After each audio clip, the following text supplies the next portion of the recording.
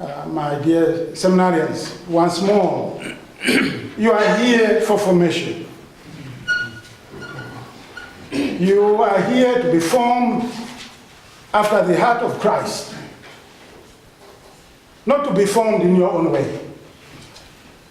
The problems that we hear about here are very frightening to us. Very frightening. We cannot place the church in the hands of people who have such deep-rooted problems, personal problems. We cannot. We will, by some people, be seen to be too harsh in the way we demand from the formators as well as those being formed. But we have no choice.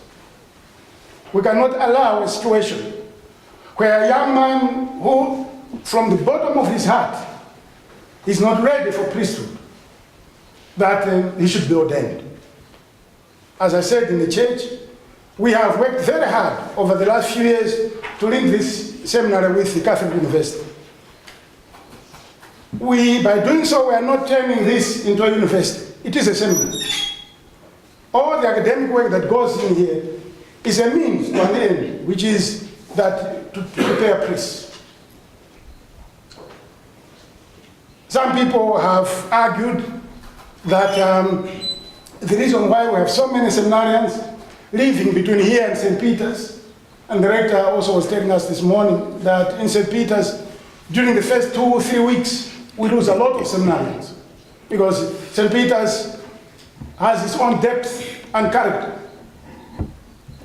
But we believe the world out there is getting so complicated that having priests or young men burying their heads in the sand as a way of formation is not the way forward. So we will continue to demand that you do the academic programs here. If some of you leave after that, it's sad. But the alternative would not be that you do the bare minimum of academics provided you're ordained. It's not an alternative. In fact, some of you recall that your requirement to come here for a long time was 25 points. We changed only a couple of years ago.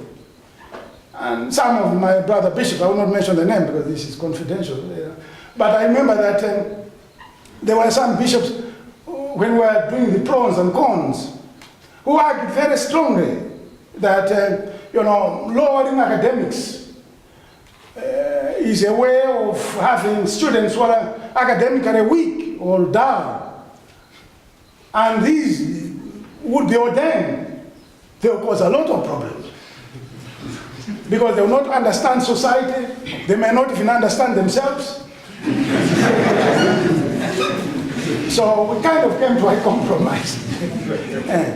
So academic excellence will always be demanded of you. And that's why the policy as it stands now, if you fall out of the degree program, you can still continue as long as the staff here don't rate you as academically below the expected standard.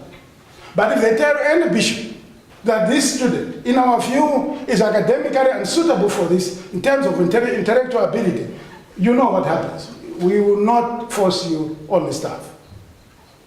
Whether you're a degree program student or not, if the staff here say this student should be withdrawn on academic grounds, you will be withdrawn. So work hard. But let me finish, by the way, to finish where I finished in the church. All these things should not give you any impression that we don't need you. We need you. We need you sincerely. God needs you sincerely. The church needs you. But you must cooperate with the church. You must cooperate with God. But we need you. Sincerely, we need you. The Christians need you. But the Christians need good priests. As I already said, Christians complain when they have no priest. They cry when they have a bad one. Cooperate. On the other hand, one of my old spiritual directors was here. I'll not mention his name. He was a very old priest. He kept on standing here, and saying, if you find yourself completely unsuitable to be here and you have no courage to leave, pray for that courage to pick up your suitcase and go.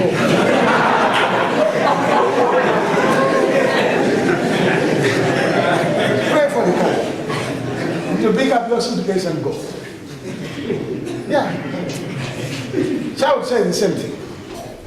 But otherwise, my friends, I wish you all the best. And I'm very, very grateful to be with you here. We are placing the future of the Church of Malawi in your hands. We are doing this as a sincere act of responsibility before God. Your personal interests, your personal likings, they are only as good as to yourself. What is important is the good of the church. Within your training programs, and when you come back as formators, you have a responsibility before God and a responsibility before the church. Please don't let us down. Don't let us down by coming back in our formation houses and chasing your own agendas, which have nothing to do with the church. All of us as human beings have personal inclinations, have personal likings, but we are priests. We have surrendered that ultimate freedom to Christ. Personal wishes, personal agendas have nothing to do with this. You are to serve the church, to prepare young men after the heart of Christ. We have the faith to look after, whom we accepted before God and His church that would minister to. Personal likings, personal agendas have nothing to do with the church. You accepted this at your ordination. Popularity, prestige about the program, about where, these are completely out of question. I was just joking about the various places in Malawi, different areas. This has nothing to do with that. We are servants of Christ. We accepted to be ordained for the church. We do the work of the church.